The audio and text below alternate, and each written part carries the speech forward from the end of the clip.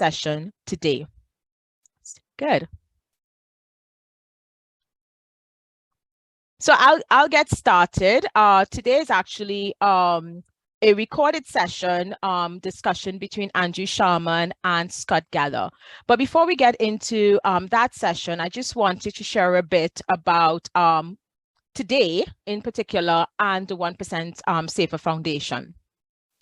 So as I said at the start, I'm really happy for you all to join us today for the final day of our discussions we've been having this week in recognition of World Day for Safety and Health at Work. The observance of World Day for Safety and Health at Work began in 2003 by the International Labour Organization to promote the prevention of occupational accidents and diseases globally. It is an international campaign promoting safe, healthy, and decent work around the globe and aims to create awareness about workplace safety. As you may know, the ILO is a United Nations agency with the goal to advance social and economic justice by setting international labor standards.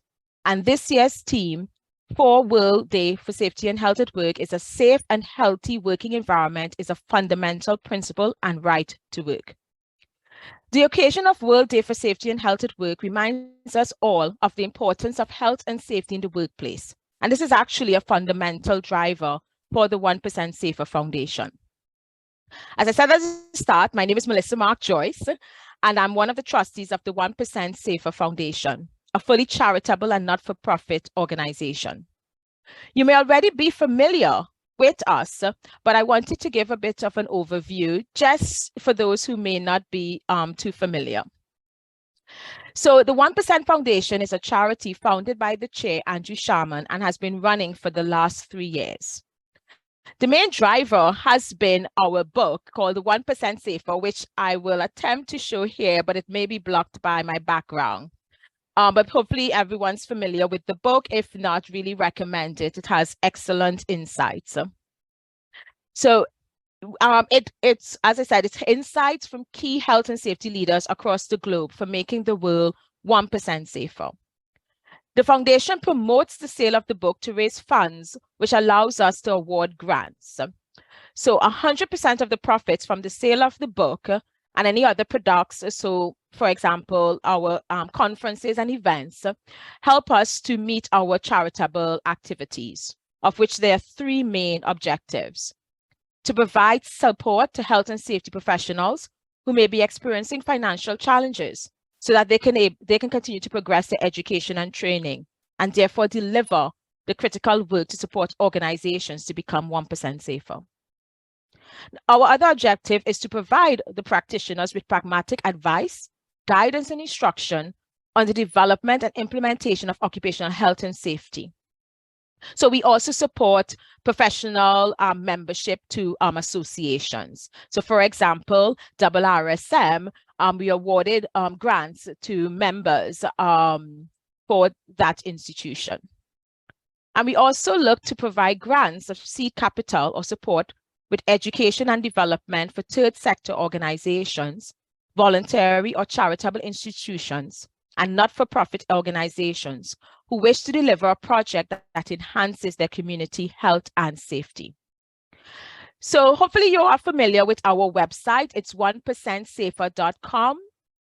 And you know, in the website, you can see a lot of informative information.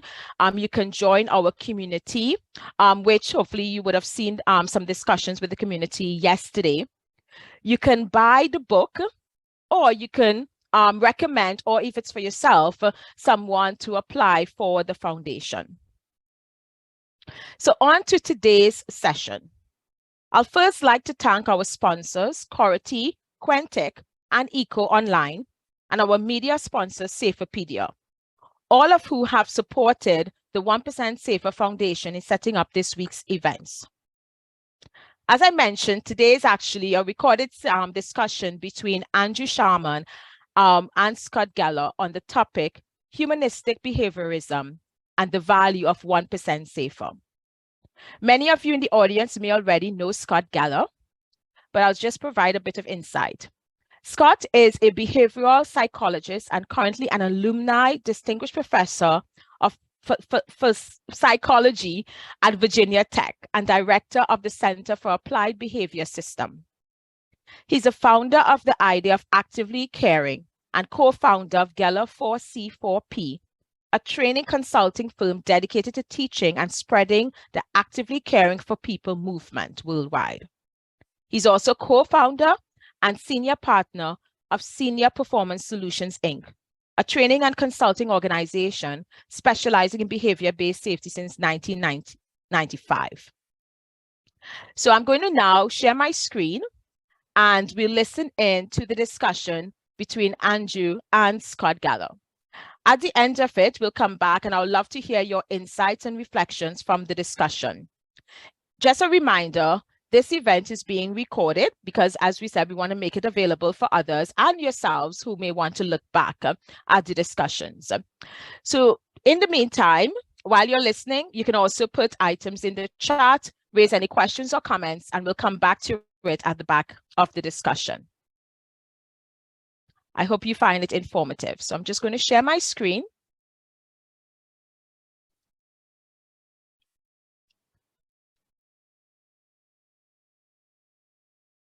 And play the recording. And if someone could give me a thumbs up, if they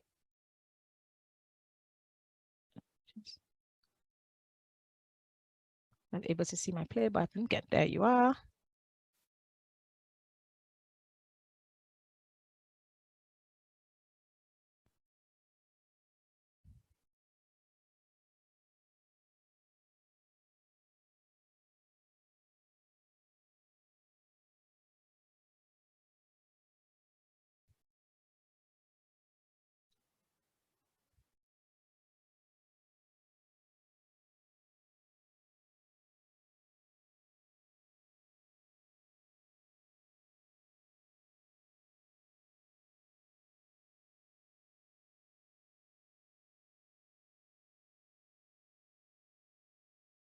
Oh, sorry, I'm seeing people are saying there's no sound. Apologies for that. Let me get that addressed.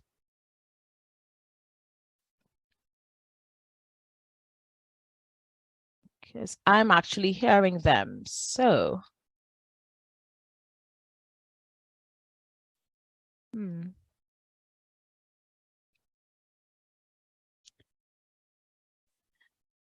thanks.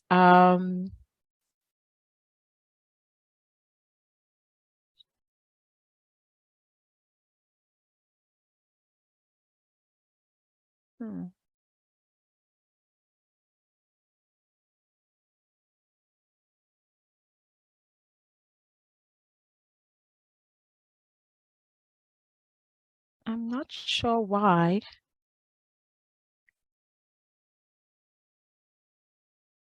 Someone is saying I'm setting share screen with audio.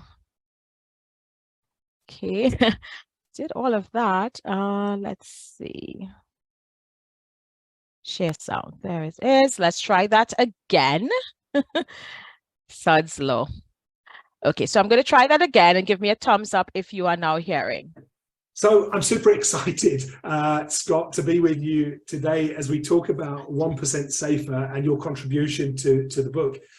Scott, you've been around for forever, it seems. I think you're in your 52nd year now as a distinguished professor at Virginia Tech.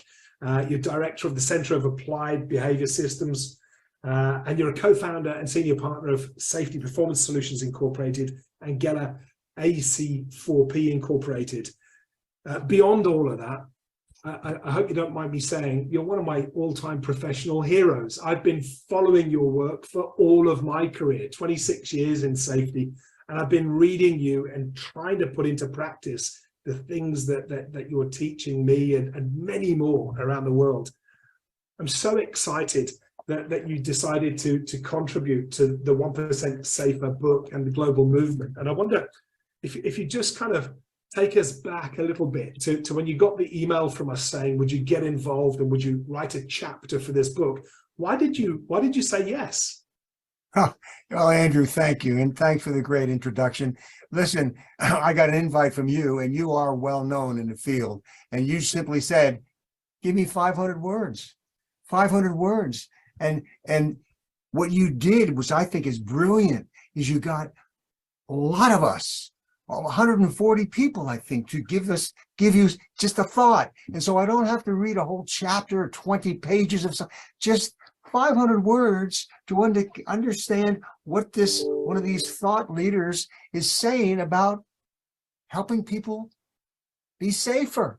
Even if it's only just 1%, man, that's a dramatic difference and make a difference. And so I think what you did, you appealed to us academics, us researchers who've been stuck in our ivory towers doing our research and publishing in academic journals. And all of a sudden you say, hey, how about getting your stuff out to the real world?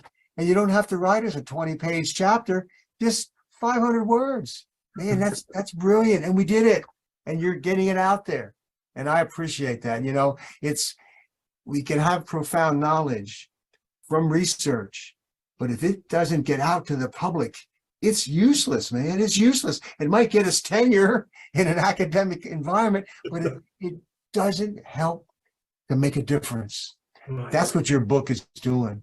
And that's what it's about. I think your point here, that there's so much great academic research that's generated, but it just can't quite get out there into the world of business. So this book, I mean, the purpose is, as you know well, the idea of 1% safer is just trying to make the world a little bit safer, a little bit healthier, one day at a time, small steps, but big difference. You know, 2.78 million people lose their lives at work every year. And it's a big number. It's so big, we can't get our heads around it. But if you break it down, 7,616 people dead every day. Now, that's the size of the town that I live in, nearly 8,000 people. My entire town wiped out every day because of workplace accidents and ill health. But that number's still too big. So let's break it down more. It's 317 every hour. It's one person every 10 seconds.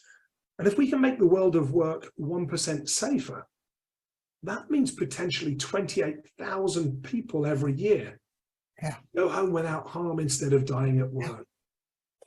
And you challenged us to say it in 500 words. That means we had to talk in language that the real world would understand. We couldn't do our little academic models and our graphs and all. We had to talk to real people. And that's another thing about 1% safer. It brings the academics into the world, but using language that people can understand. But you've been good at that stuff. You've been good at language for all of your career. I mean, your focus is always on the positive aspects of psychology. You're deep into the kind of humanistic side of things. I mean, your chapter in the book is called Humanistic Behaviorism. Why don't you tell us a bit about that? What is humanistic behaviorism, Scott? Oh, that's a great question. I must say that it's not a new word. In the 70s, the term humanistic behaviorism came about. And even B.F. Skinner liked it. He thought that humanism was the way to make he thought that behaviorism was the way to make humanism more effective. I'm claiming that humanism is a way to make behaviorism more effective. And again, we talk about behavior-based safety. We started that here at Virginia Tech in 1979. And then the consultants took it over and they watered it down. And they missed a very important part. And that is the one-to-one interpersonal communication. In fact, let me just explain quickly what is behavior-based safety. And I'll use the letters of COACH. The letters of COACH say it all. C is about caring. Know that I care and you care what I know. And I care so much, I'm willing to observe your behavior. I can't observe your attitude except through your behavior. So I'm going to observe your behavior. And I'm going to use a checklist that we derived as a work team as to what are safe behaviors and what are at-risk behaviors. I'm not claiming it's unsafe. I'm just claiming it's risky. Okay. And so we're using this checklist. Now, the government didn't define this checklist. The safety professionals didn't define the checklist. We, the workers, defined the checklist. So I'm claiming that one great value of behavior-based safety, it brought the worker involved in the process. Okay, so I care, I observe. The A of coach, while I'm observing, I'm analyzing. I'm looking around and observing what consequences are influencing that behavior. Because we know that behavior is motivated by consequences. So I'm going to have the observer be observing that and taking notes. Okay.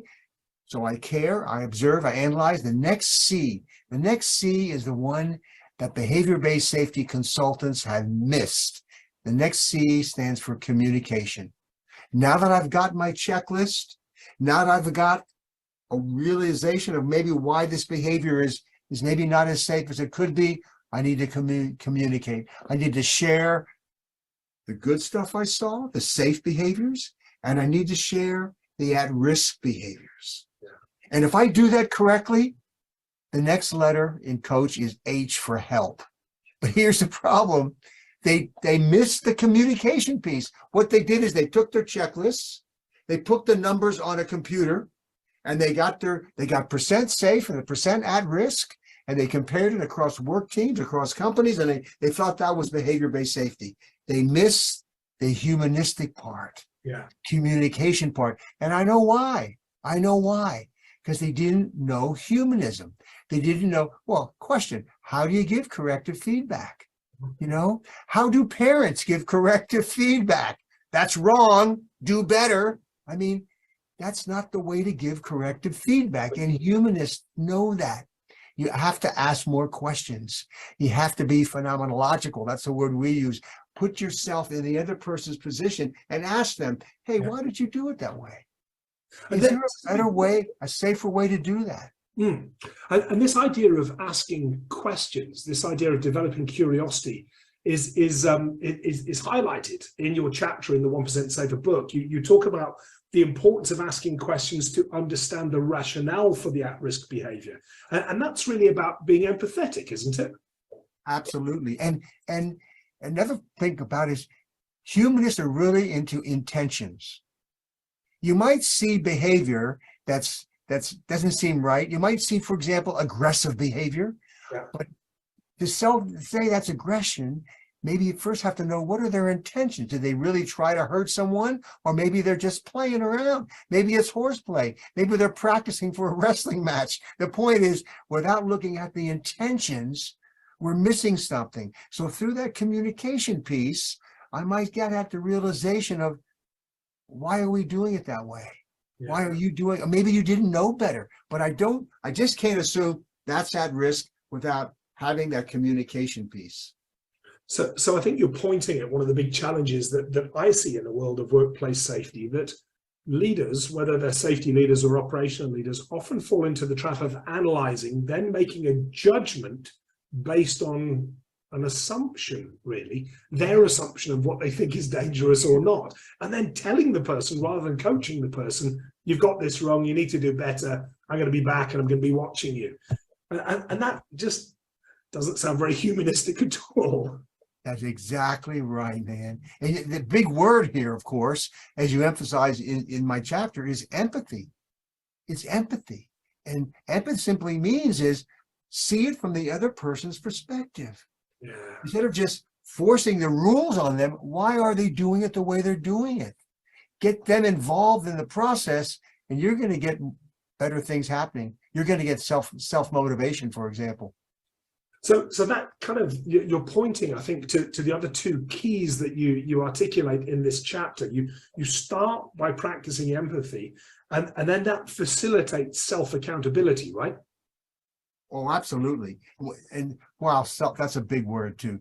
Self-accountability, or I call it self-motivation. I got 3 C words for you to think about. 3 C words: choice, competence, community.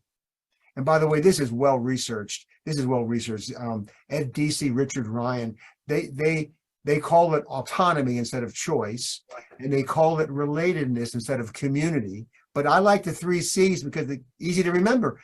Help people have some choice. By the way, that's what humanistic is all about. By asking you questions, I'm giving you the perception of choice. By showing empathy, I'm throwing choice in the mix. Now, what's community? Community is we're all in this together. Community is interdependency. And of course, that's the kind of concept we want people in the workplace to realize. We're all in this together. Yeah. You know, it's interdependent. It's a system. And everybody in this system works interdependently to make the system work. Now, the other C word is competence. And that's the same word. DC and Ryan use the same word, competence.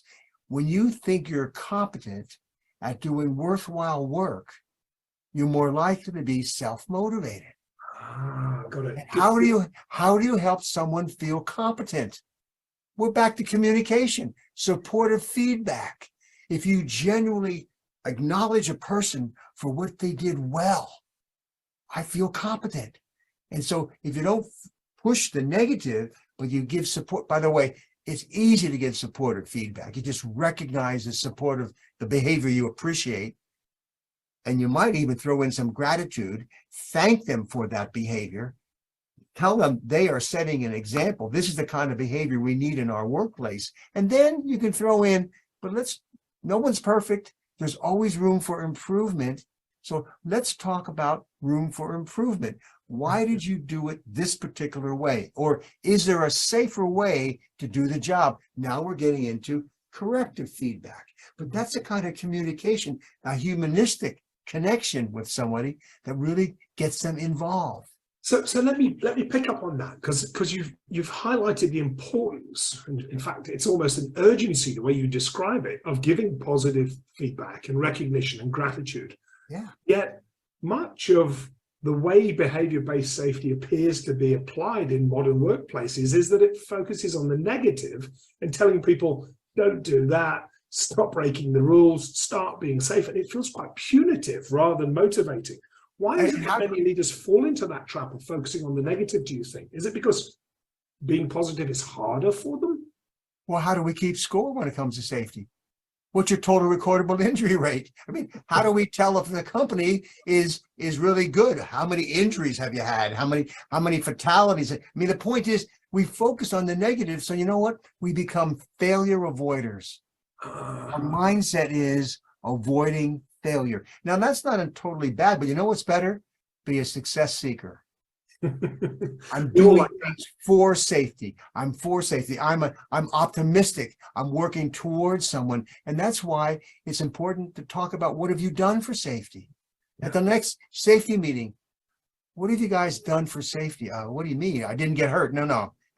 What have you done for safety? So now we got to keep track of people doing things for safety and take the focus away from the negativity.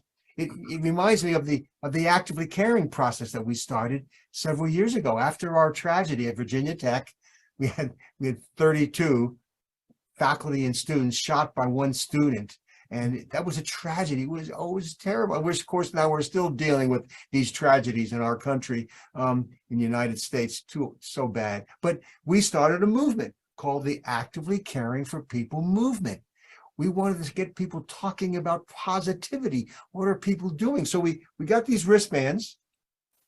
It says actively caring for people, and there's an identification number on this wristband. So the idea is this: when you see somebody doing a positive act, an act of kindness, it could be a safety act, looking out for somebody else's safety, you take off this wristband and you give it to them. It's called the STEP process. S, C, an act of kindness. C, a safety act. T, thank them. And if you use the wristband, the E, enter.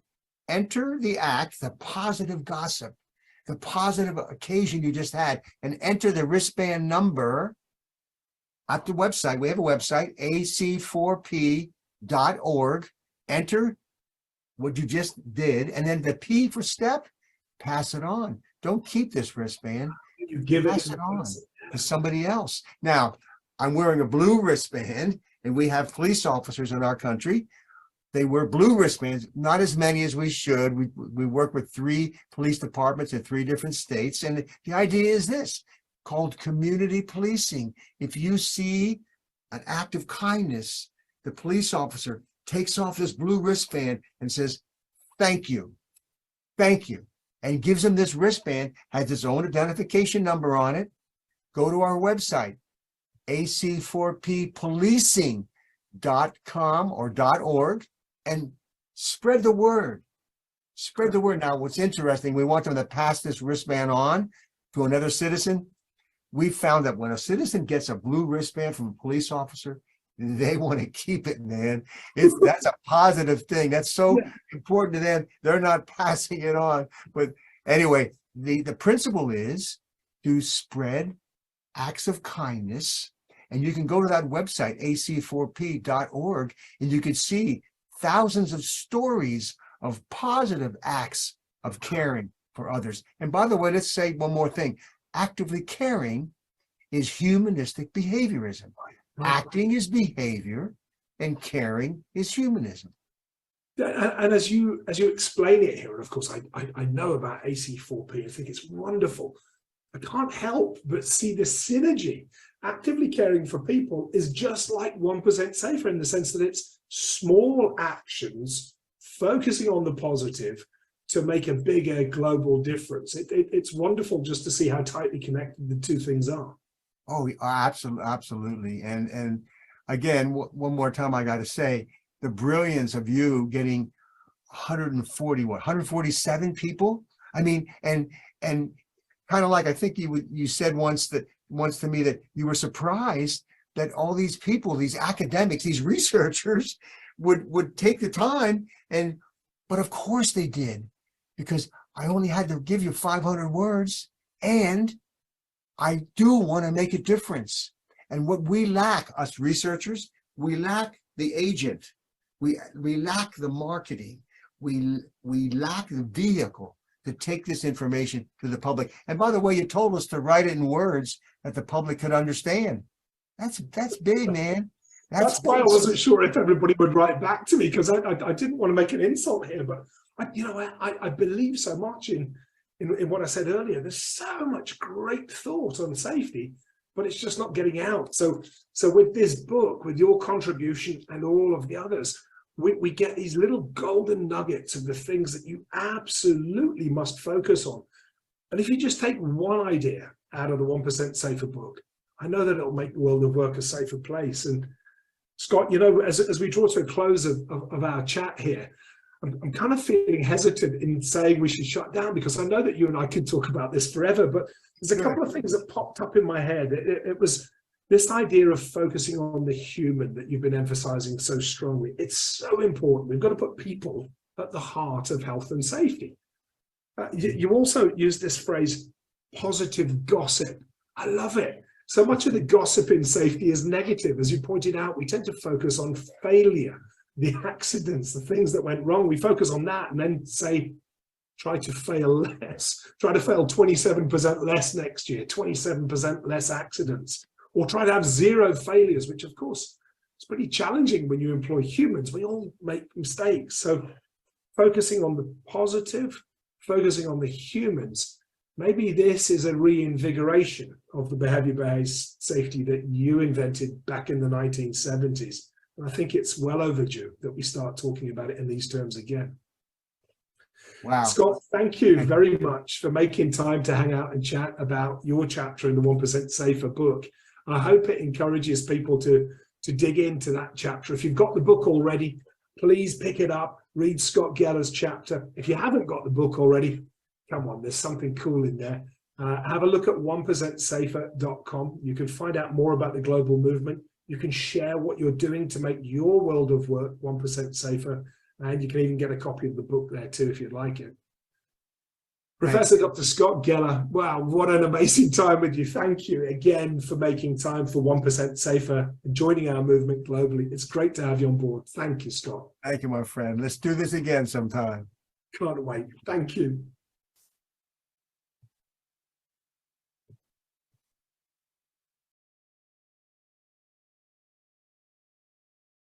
Okay, so a short conversation, but I think very impactful, very insightful. So I'm going to stop sharing for a bit and would love to hear from persons on insights, the conversation brought for you. As I watched it a couple of times, you know, I noted a couple of key points, but I want to hear from yourselves. So if you're interested in sharing, if you want to come on video and join the conversation, raise your hand via the reaction button, or if you want to just say something, we can put you to speak in the room. So let me know, and I will ask my colleague Louis to join. Good, I see. So good. Sarah, I see your hands raised. So, oh, couldn't.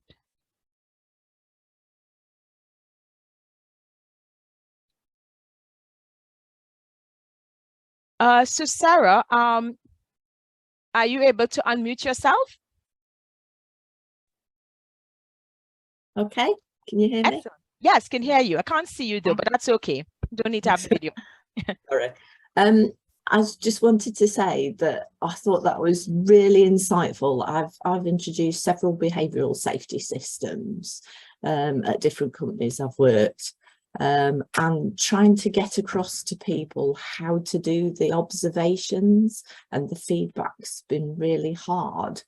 And I think what was said there by Professor Geller made it so much easier. And I think I'm trying to do it where I am now. I've been here 2 years, and they've asked me now to do a behavioural system. So I'm going to go back to the book. I'm going to read that chapter, and I'm going to make sure I've taken masses of notes, that I turn that into a very positive training course to try and get people to understand better what is involved in doing safety observations for behaviour. Yeah, exactly. No, thanks for sharing that, Sarah. And yes, the book really has great ideas, suggestions. I've read it a couple of times as well, connected with, you know, the authors on LinkedIn, just to continue to get insights and information from themselves. So no, I totally agree. And I think a couple of things, you know, for me was around that reinforcing the positive aspects of safety as well, because sometimes there's always just the negative piece, right? Where has there been failure? Where has there been an incident? And I think it's important and valuable to recognize the positive aspects of safety. Thanks so much, Sarah. Thank you. Good. I saw Marietta has put in the chat, positive feedback is for a more mature organization and leaders. There needs to be all this right education to the leaders. What is the psychology behind the positive feedback? As often when not understood, it is taken as a joke.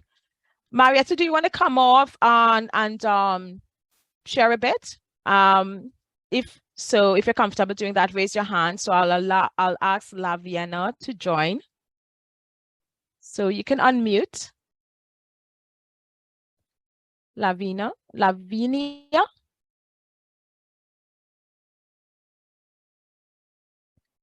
You're on mute. Let's see if I can unmute you.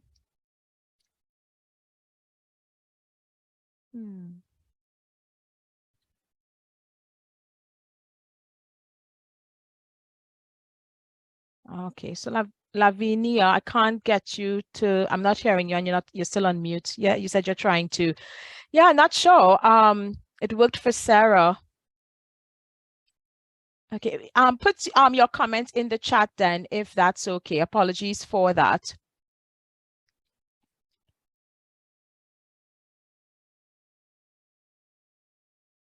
Anyone else? Any comments?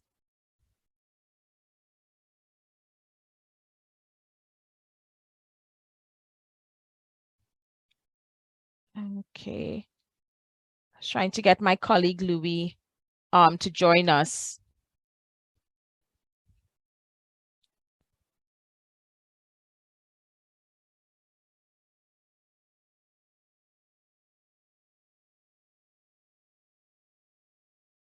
Okay, not seeing anything else in the chat. So in the interim, I'll share my screen again.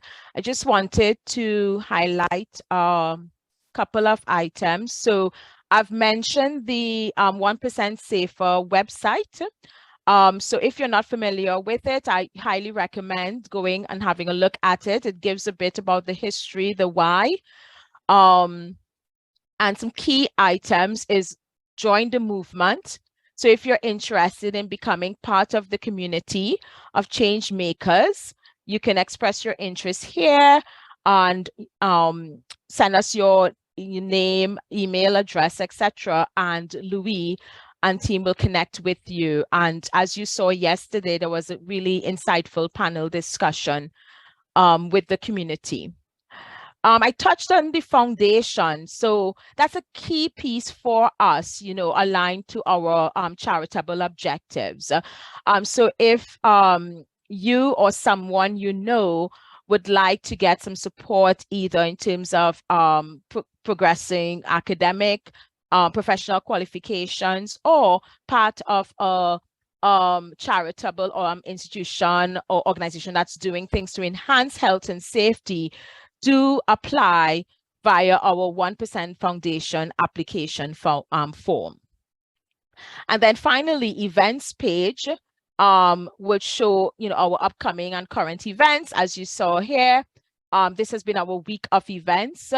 So again, great lineup of sessions we've had, along with sessions that our ambassadors have been having. And with that, our next session will be at 12 o'clock with Paul Davison from PPW. He is one of our ambassador, or his company is one of our ambassadors. So do join us at 12 o'clock, where we'll be having a debate on sticky learning. Great. So I'll check the chat again. Oh, there was a Q&A. I caught Monday and Tuesday, but not Wednesday and Thursday webinars. Are they all going to be made available? And if so, when? Great value so far. So thanks, Dale, for that feedback. Yes, all of the recordings will be available from very early next week. We'll be sending an email out to all of the registrants so that you can access the recordings as well as any of the materials that the presenters have shared and have okayed for us to pass on further. Great. I'm not seeing anything else on the chat, so I'm sorry. Louis, yes. A late joiner. I've the vagaries of Zoom webinar, which I think we've been struggling with all week. But yeah, I thought that was great. I thought Scott Geller was great. And there is this kind of build up through the week that joins the sessions. I think that it's a lot of talk about treating people with respect, caring for them, treating them positively. It's this thing of, you know, getting as far away from command and control to encourage good safety as you can. You know, it's not that that's never appropriate. We were talking yesterday in the community session. Andrew Jones was talking about thinking with your heart and leading with, and sort of, and love, you know, actually managing with love, which kind of can sound strange, but he said sometimes it has to be tough love. And so you tell people, you know, we care for you, so we need you to keep to these rules because there's stuff here that could hurt you. And that's sometimes it has to be quite forceful, but overall it's within that kind of caring framework. And you know, those are the organizations where people feel looked after, are the ones where people tend to follow the rules more, and the ones that have better productivity, I think. And it's kind of like a thread that's been running through these sessions. But as Marietta said in the chat, the kind of this positive reinforcement approach is there's a level of maturity you have to reach before that even works. You know, it's not for absolutely everyone. It's as you go up the kind of maturity curve, the safety maturity curve, I think. No, thanks. So I see Marietta is saying she missed the button. So let me try to see if I can get her to join us now. And as Louis said, it's been an interesting experience going through the Zoom webinar. Yeah, we We did And- practice, but it didn't seem to make a lot of difference because the software seemed to defeat us. Yeah, now I'm on a large, oh, that's why. Great. Yes, all the practicing. So let me find Marietta. So love to get her. Okay, allowed to talk. Marietta was in Excellent. the community session yesterday as well. Hi. Hi, Marietta. Great. Glad we were able to get you on. So good. Yes, welcome. Thank you. Thank you. I was just trying to, I will not press anything more, so we can still have just a quick chat. So I just wanted to share that I've been on this journey a couple of times, as a couple of other people have said, and it's really important, very important, to make sure that the people you involve in the behavioral safety process are really understanding what you want to do, so and are able to practice it, because even if you convince them that that's going to bring them so much value for the organization, if they are not matured, if they are not prepared, it turns out like it doesn't work. So I think yesterday I was sharing some experience as well, but you cannot just blindly copy paste a program from one more matured to a less matured organization. Yes, you involve the leaders, they talk to the people how good it's going to be, you set up the process correctly, but it's not just about going to the person, looking at them and saying, yes, you work very safe now, thank you for that. You know, that's where you lose, really, you miss the point. So the people who are doing the observations, they have to be very, very well trained, and you have to get the right balance in the beginning between the positive observation and the observations on these behaviors at risk, as earlier was said, because otherwise people focus on just going and saying to the people, yeah, you're working safe. And, you know, then they come back and say, well, what's the problem? Why are we doing all this if they all work safe and we give them just good, positive feedback? What shall we do about the situations where they still work at risk? So the whole story has to be very, very well prepared. And maybe you have to start from a good mix and making sure that there's a right place also for the behaviors at risk, so for the clearly unsafe behaviors, how they should be tackled, because then the organization, the employees look on the other side and say, well, I can do a lot of unsafe things. They cannot come and give me a negative feedback. It should always be only a positive feedback. So it turns a bit into a mishmash for an organization that's not prepared for that. And at one point we had to make a stop. We had to take a step back, stop observations for a certain time, and then go back and discuss and explain again and make the right training, that it's not just about like going on the shop floor, saying to the people, you're fantastic, and then coming back, that there needs to be the right place for the good, for the bad, for the not so good or not so bad or at-risk behaviors. And the employees have to also be very well clear on what's good and what's bad, and that there's a clear criteria for that.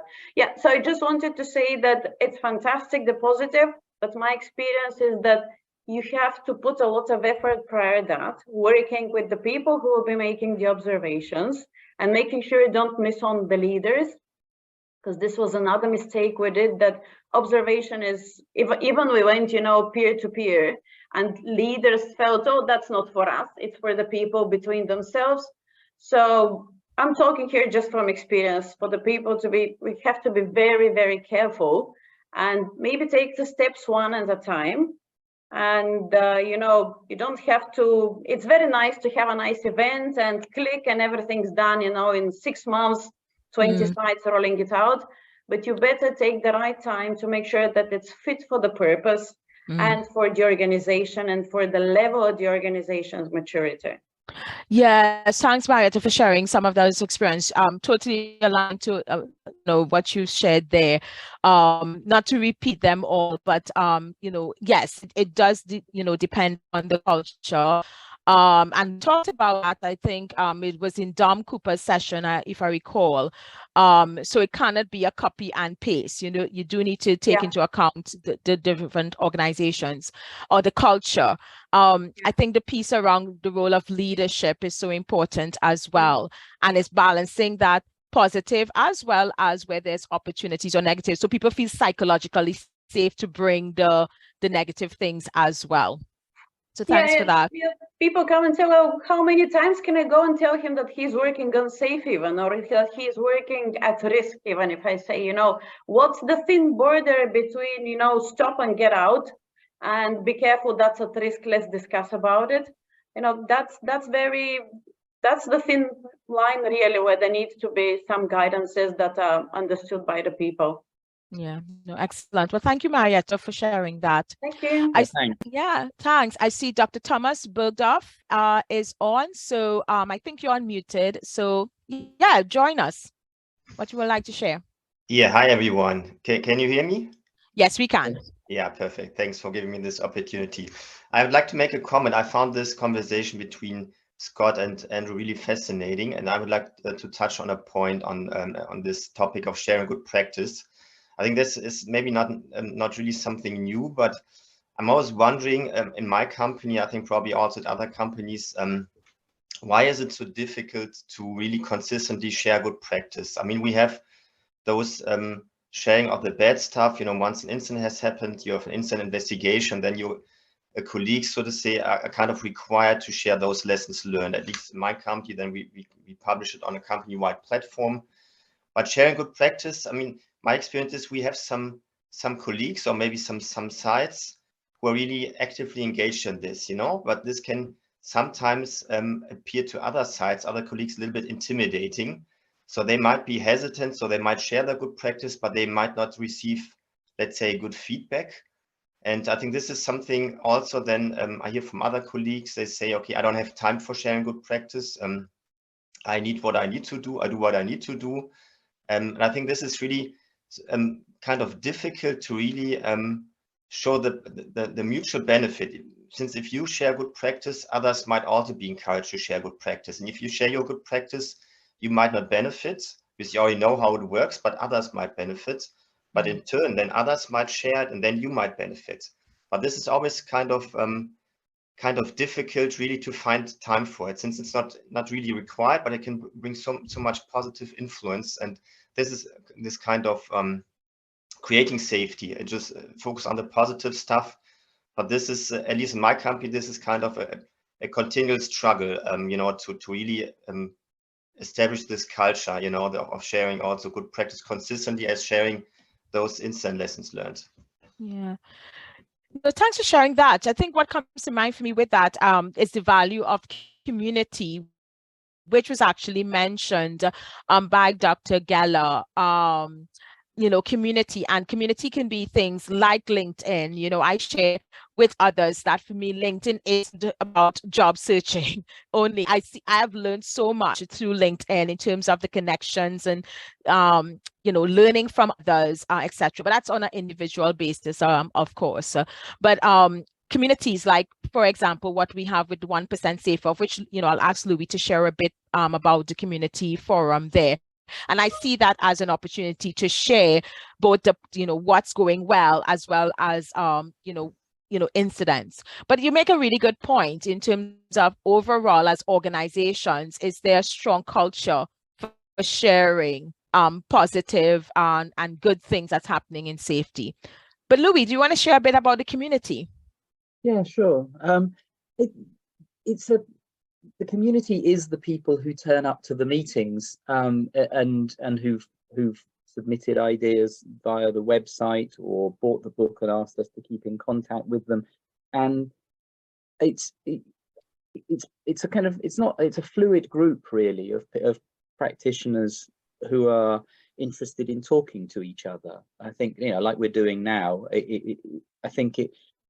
I really like Tamara Paris and I set up these meetings because we thought that there would be a chance for people to talk about the ideas and pledges that they put in via the website, where they say that people put in on one of our web pages ideas to make their workplaces safer, not just necessarily 1% safer, but safer to help with a 1% gain in safety around the world.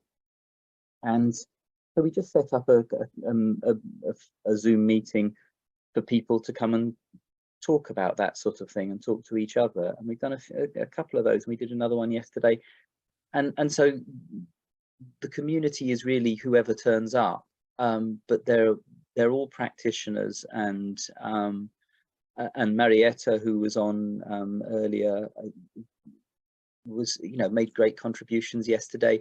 I think practitioners gain an enormous amount by talking to each other. It's a bit like branch meetings of, if you're a member of one of the big safety organizations like ASSP or IOSH, but also a bit like when you're standing around the tea and coffee at a conference, you know, when you're not being lectured to by someone who's incredibly clever and thoughtful and insightful like Scott Geller. You often also meet colleagues and peers and have interesting sort of insightful conversations, or just share the burden of being, you know, being a practitioner. I think sometimes health and safety practitioners understand each other very well, but they're not necessarily understood within their own organizations that well. And I think that's and so there's a real value, people just being able to sort of to share experience with each other. So that's the community. It's not a big organized thing. We're all volunteers, but I learned from those sessions, and I get the feeling we get, you know, definite positive feedback from people who attend. And so we will be organizing more. Tamara and I were talking about this yesterday, and we will do some more and you know, meetings in the next few months. Excellent. And yeah, as I mentioned, you know, as I showed on the website, if you're interested in joining the community, go to our web page and express your interest via the form. Yeah, get in touch. Get in touch, and if you put in an idea, put in a pledge or whatever, I'll write back to you. You know, you get it's not automated. I look at people's ideas and I come back to them, and then, you know, I'll put you on the group and let you know when there's meetings coming up. Excellent. Okay, well, we're coming to the top of the hour. Just one last comment. I saw Marietta said you need the right forum and community for good practice sharing. Sometimes companies fall in the trap of making an industry out of it, which I know Dr. Thomas highlighted as well, in terms of it could be time consuming, and yeah, if we make it complicated and complex, it's not as effective. But small wins, like, you know, as you said, Louis, the community, things like professional safety branches, associations, so branch meetings, you know, even as I said, I'm a real fan of LinkedIn, because I see so much good knowledge sharing on that platform. So great. So thanks, Marietta, Thomas, and Sarah for coming on and adding your voice into the room. We really appreciate that. So I'm going to just share my slide again so that we can close out.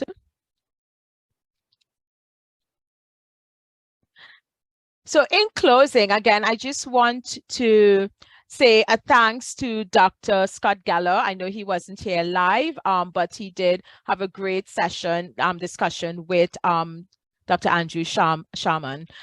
So we want to really thank him for being a supporter of the 1% Safer movement.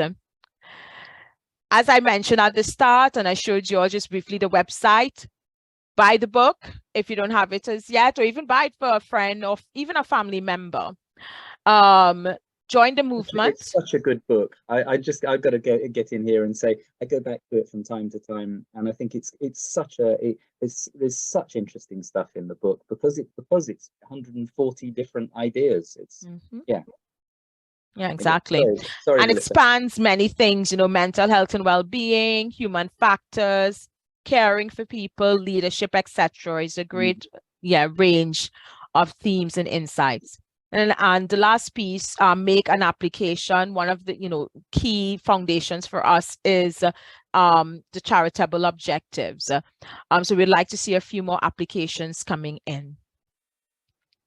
Again, I want to thank our sponsors, Quintech, EcoOnline, Cority, and Saferpedia. And just a gentle reminder, at 12 London time, we will be having Paul Davison, and he will be talking about sticky learning. So please join us for that session. And again, thanks very much for everyone for joining us. Thanks for the contributions. We look forward to you being continue to be involved in the 1% Safer movement.